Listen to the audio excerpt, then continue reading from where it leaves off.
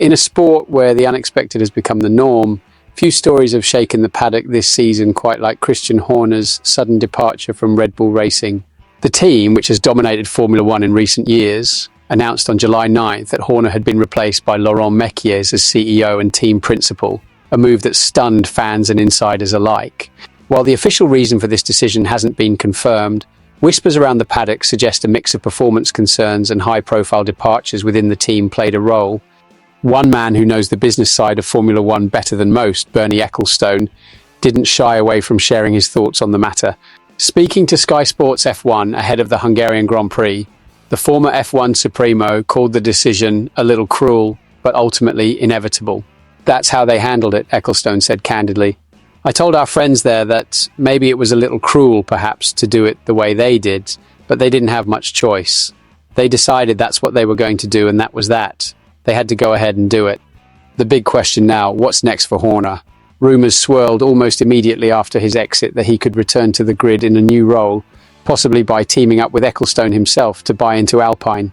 For weeks, speculation grew that the two could mount a bid to take over part of the struggling Ecclestone-based outfit. But Ecclestone, in typical fashion, quickly shut down those rumours with a memorable analogy.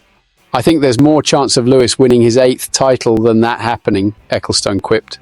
With that one-liner, the 93-year-old dismissed the possibility of joining forces with Horner for an Alpine buyout. Still, he couldn't help but praise another key figure in the sport, Lewis Hamilton. I think Lewis has done a fantastic job, he added. He's still very talented. I think maybe he needs to move around a bit more. It would be terrible if something happened to him now. That's the sad part. Pressed further on whether he believes Horner will make a comeback in Formula One. Ecclestone sounded uncertain. I don't know how, where, or if he even wants to come back, he admitted. Probably not, because the position he really wanted at Red Bull was to own part of the team. Unless he can get someone to put up the money to buy a team, I don't see it happening. So, while the door to Horner's future remains ajar, it seems unlikely that an Ecclestone-Horner alliance to purchase Alpine will be opening anytime soon. What's clear, though, is that the ripple effects of this decision for Horner, Red Bull and the rest of the grid will be felt long after the dust settles.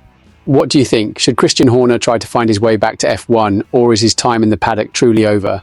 Drop your thoughts in the comments, and don't forget to subscribe for more in-depth F1 coverage and insider analysis.